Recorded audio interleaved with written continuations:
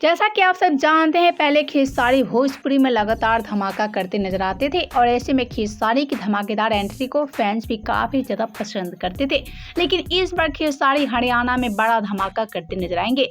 जी हाँ, खेसारी इस बार भोजपुरी में नहीं बल्कि हरियाणा में बड़ा धमाका करेंगे और ऐसे में इस बार सपना चौधरी के साथ खेसारी लाएंगे हरियाणा में नया तबाही।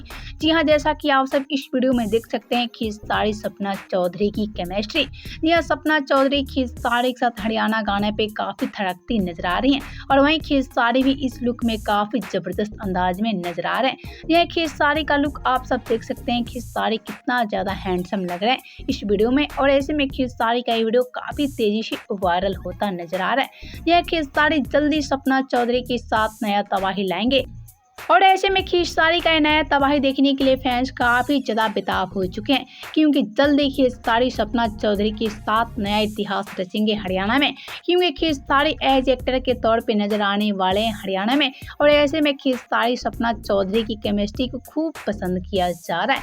वेल, तो आप सब कितना एक्साइटेड है सपना चौधरी और खेसारी का ये हरियाणा गाना देखने के लिए? बताएं हमें नीचे कमेंट बॉक्स में।